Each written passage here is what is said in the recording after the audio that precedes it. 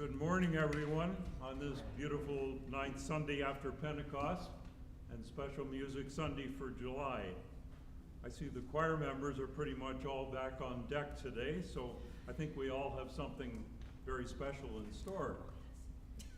I'll restrict my remarks to certain contributions to music or by musicians of St. Paul's, and in order to assist, I consulted the late Harry Barrett's book entitled The Parish of St. Paul's, A View from the Back Pew, Johnny Walker, and the men's choir room downstairs.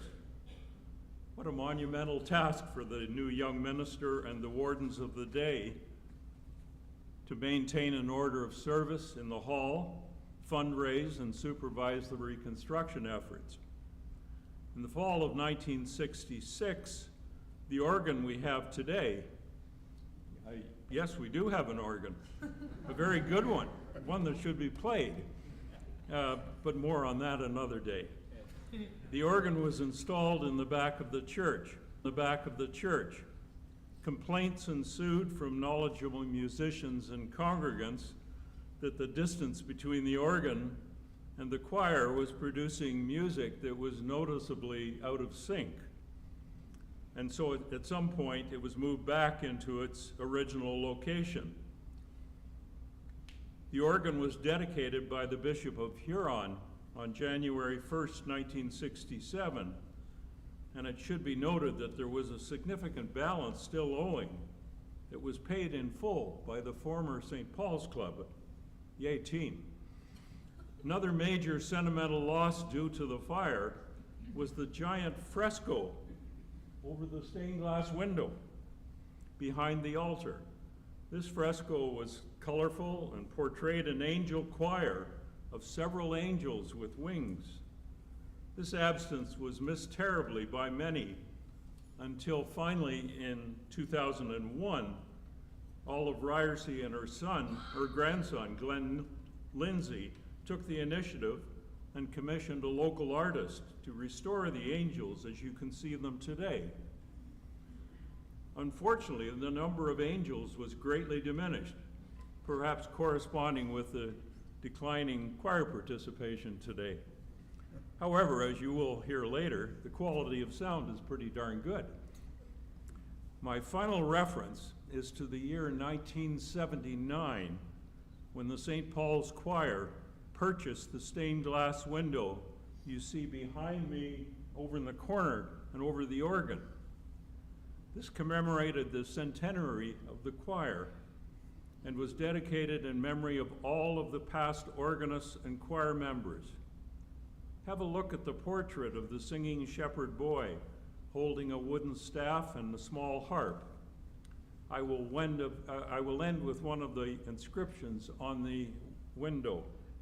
"Oh, come, let us sing unto the Lord." Lori and choir, it's over to you. That's good. Yours be the glory, risen, conquering Son.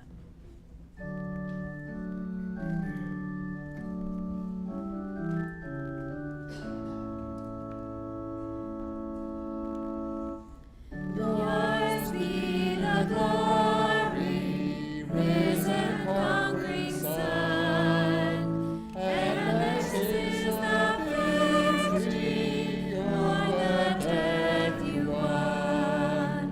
Angels robed in splendor, rolled in stone.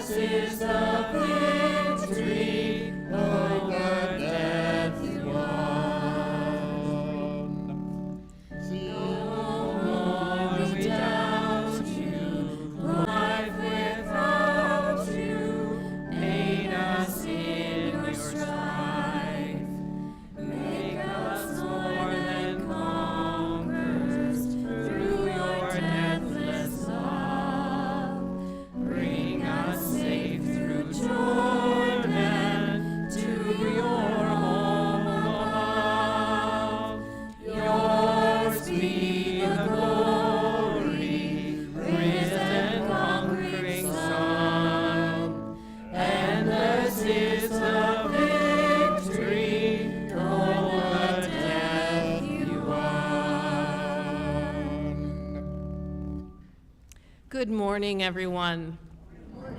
I'd like to welcome you to St. Paul's and the service of morning prayer, which is to the glory of God. And I'd like to welcome those that are joining us online. May you find God's peace and may you find God's community.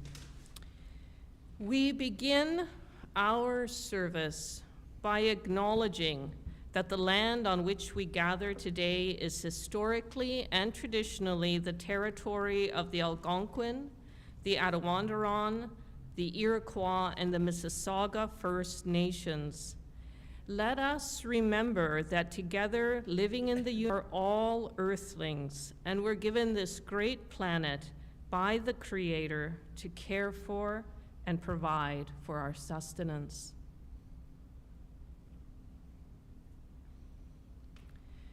The sacrifice of God is a broken spirit, a broken and contrite heart, O God, you will not despise. Seek the Lord, he will richly pardon.